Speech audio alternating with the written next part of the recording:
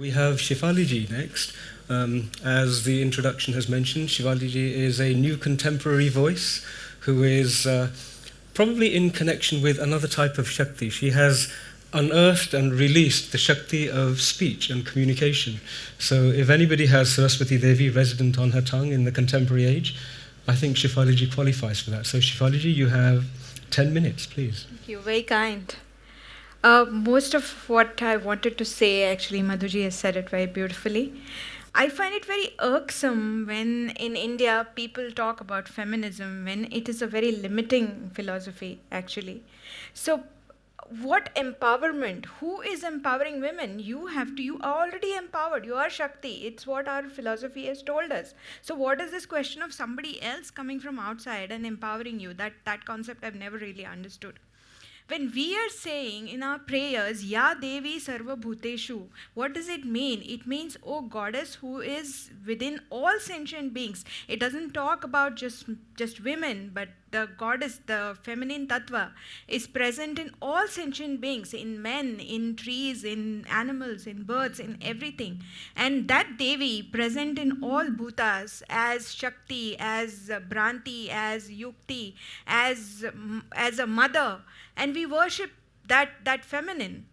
We come from that culture. But what I find it immensely saddening is this whole new construct where everything Indian and everything dharmic is ridiculed.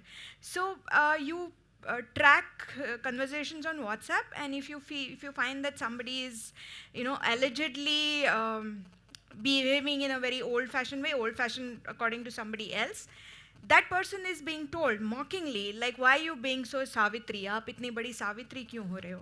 Savitri ने क्या किया था किसी को मालूम है? People think that Savitri was, a complete walkover. What did Savitri do? Savitri was a princess. She was told to get married to a prince. I mean, her father said, you can get married to anybody whom you want. She chose Satyavan, who was a penniless person who lived in a forest. She said, I do not want to marry a rich man. I do not want to marry a prince. I want to marry this man because he fits into my idea of a good husband. She chose him, even though she knew that he had a short life and that he was going to die very early. And his parents lived in a forest and they lived in extreme penury. But she said, no, this is the man I want to marry. She went against her parents' wishes. She married Satyavan. She went into the forest. She started living in the forest.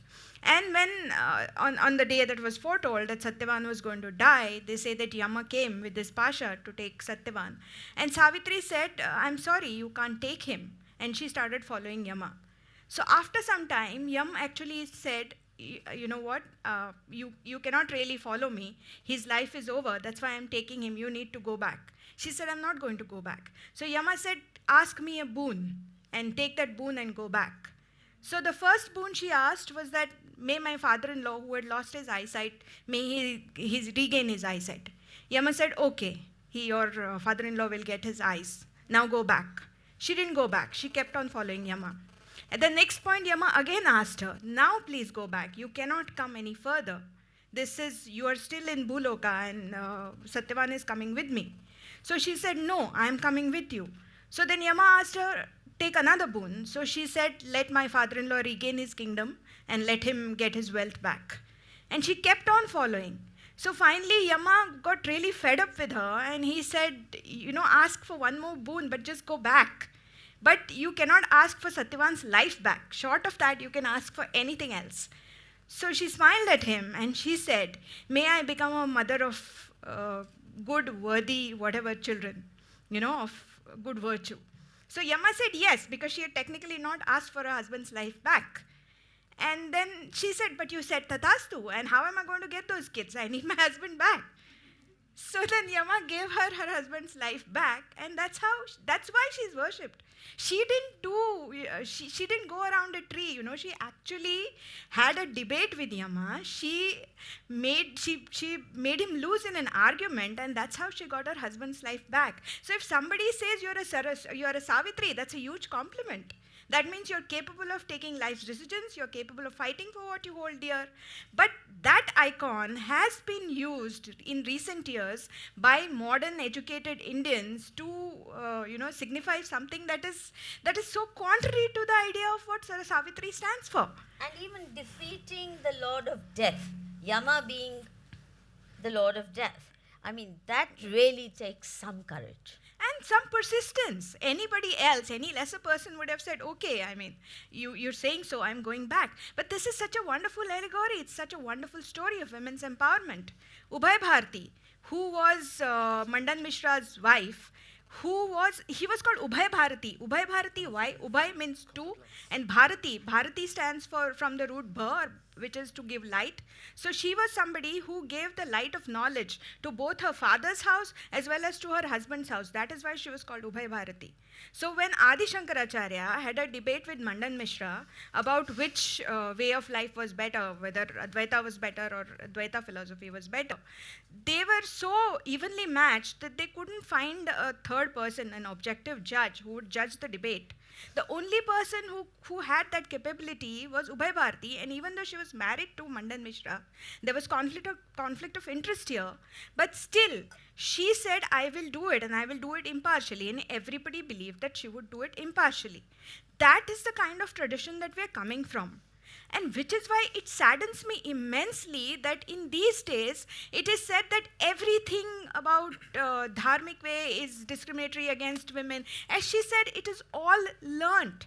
Where there were no, where our original way of life was not disturbed, we still kept on to our original thought, which was, mother worshipping, Devi worshipping, feminist sort of. I don't like the word feminist, but, the Shakti kind of, the Shakti way of thinking, let me call it that way. We still do, by the way.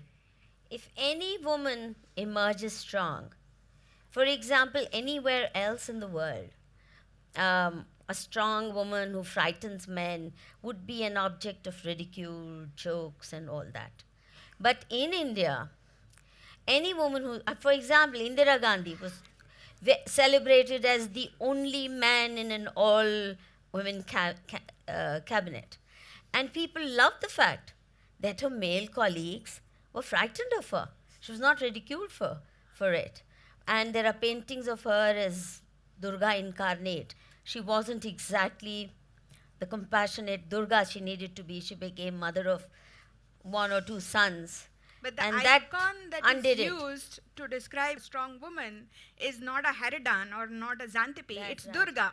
So that makes a lot of difference. Which is why I find it immensely shameful that somebody who calls herself quote-unquote feminist, who didn't like a movie, and then she writes an article saying that I was reduced to a vagina. Reduced to a vagina? Excuse me? In our thought, we don't reduce anyone to a vagina. How is Shiva worshipped in a temple? Do you just see a linga? No. What is the base of the linga? Yoni. It is the yoni. It is the vagina. Because it is the force of creation. And together, that is how Srijan happens. Together, that is how Srishti is created. So when somebody is using vagina and saying that I am reduced to a vagina, you are insulting your own womanhood. You are insulting the inner Shakti inside you. And that is not the Indian way of Shakti. Indian way of Shakti is an all-empowering, all-encompassing way which tells not just women, but every sentient being that you have the Shakti in you. Thank you.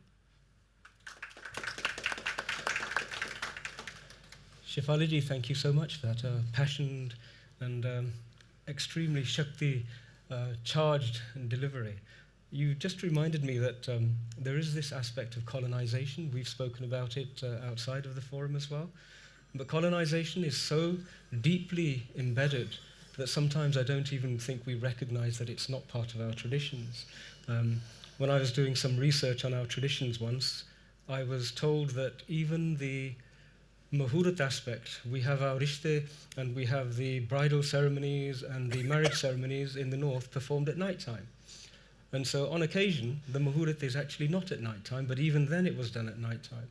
And the historical reason he gave to me was that in times gone past, not too distant past, when an Indian girl would attain an age whereby she was ready for marriage, then she would be kidnapped. And so the tradition developed to perform the rituals under cover of darkness. And yet, even in the north and certainly outside of India, many people still look for a time, and the most inconvenient time in the middle of the night, to perform the marriage ceremonies. So this is a very, very deep issue, the colonization and the decolonization of the Manomaya Kosha of this country. So thank you very much for bringing those pointers in. Please remember to subscribe to us and switch on the notifications for this channel. For our other social media links, more content, and to support our work, please visit citti.net. Dhanyavad. Namaskar.